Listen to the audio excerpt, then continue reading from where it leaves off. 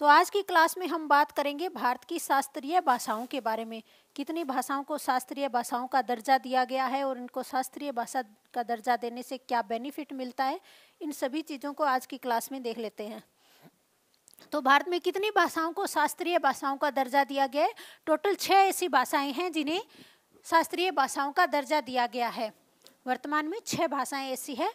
कौन कौन सी है? तमिल है, संस्कृत है, कन्नड़ है, तेलुगु है, मलयालम है और ओडिया है। इनके बारे में क्वेश्चन पूछा जाता है कि किस भाषा को किस साल में शास्त्रीय भाषा का दर्जा दिया गया था। तो पहले यही देख लेते हैं हम। सबसे पहले दिया गया था तमिल भाषा को 2004 में। अभी तक 6 भाषाओं को दिया गया है। सबसे पहले 2004 में शुरू हुआ था और लास्ट में 2014 में ओडिया भाषा को मिला था।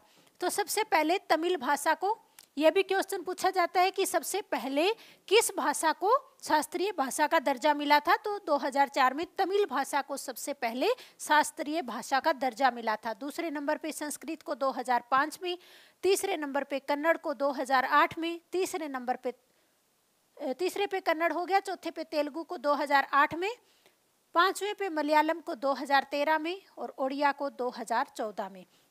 तो टोटल 6 भाषाएं हैं जिन्हें शास्त्रीय भाषा का दर्जा दिया गया है। 4 भाषाएं आपको ऑप्शन में दी हुई होती है कि इनमें से कौन सी ऐसी भाषा है जिसको शास्त्रीय भाषा का दर्जा नहीं मिला है। 3 ऐसी लिख देंगे जिनको शास्त्रीय भाषा का दर्जा मिला हुआ है और एक कोई ऐसी भाषा लिख देंगे जिनको शास्त्रीय भाषा का दर्जा नहीं मिला हुआ। तो ये आपको 6 की 6 अच्छे से याद होनी चाहिए और इसी तरह से याद होनी चाहिए किस भाषा को सबसे पहले मिला था। तमिल को 2004 में, 2005 में संस्कृत को मिला हुआ है और 2008 में 2 भाषाओं को मिला था, कन्नड़ और तेलुगु को, और 2013 में मलयालम को, उसके बाद 2014 में ओडिया को। इसके बाद हम देखते हैं कि ये किस मंत्रालय के द्वारा। तो फरवरी 2014 में संस्कृति मंत्रालय द्वारा किसी भाषा को शास्त्रीय भाषा घोषित करने के लिए निम्नलिखित दिशा निर्देश दिए गए हैं। तो यहाँ पे ये तो क्लियर हो गया कि ये किस मंत्रालय के द्वारा? संस्कृति मंत्रालय के द्वारा शास्त्रीय भाषा का दर्जा दिया जाता है। कुछ दिशा निर्देश 2014 में संस्कृति मंत्रालय के द्वारा दिए गए थे। पहला है, इनके प्रारंभिक ग्रंथों का इतिहास 1500 से 2000 वर्ष से अधिक पुराना होनी चाहिए। कोई भी भाषा जैसे शास्त्रीय भाषा का दर्जा दिया जाता है, इनसे संबंधित जो इनके प्रारंभिक ग्रंथ है, उन ग्रंथों का इतिहास जो है 1500 से 2000 वर्ष से अधिक पुराना हो। प्राचीन साहित्य या ग्रंथों का एक हिस्सा हो जिसे बोलने वाले लोगों की पीढ़ियों द्वारा एक मूल्यवान विरासत माना जाता हो। तीसरा है, शास्त्रीय भाषा और साहित्य आधुनिक भाषा और साहित्य से भिन्न है, इसलिए इसके बाद के रूपों के बीच असमानता भी हो सकती है। क्योंकि जो पुरानी जो शास्त्रीय जो भी भाषाएं हैं, यानी जो साहित्य जो पुराने इनके हैं और उन अब की जो भाषा है उनमें थोड़ा अंतर आ सकता है। जो पहले जो भाषा, कोई भी भाषा है जैसे तमिल तेलुगु पहले जो बोली जाती थी और अब की जो भाषा है उनमें थोड़ा बोलने में अंतर आ सकता है, इसके रूपों में असमानता भी हो सकती है, ये कहा गया है। तो ये सारे क्राइटेरिया है जो किसी भी भाषा को शास्त्रीय भाषा का दर्जा दिलाने के लिए जरूरी है। अब इसके फायदे क्या क्या है?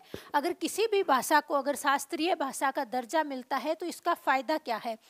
भारतीय शास्त्रीय भाषा में प्रख्यात विद्वानों के लिए 2 प्रमुख वार्षिक अंतर्राष्ट्रीय पुरस्कारों का वितरण, शास्त्रीय भाषाओं में अध्ययन के लिए उत्कृष्टता केंद्र की स्थापना।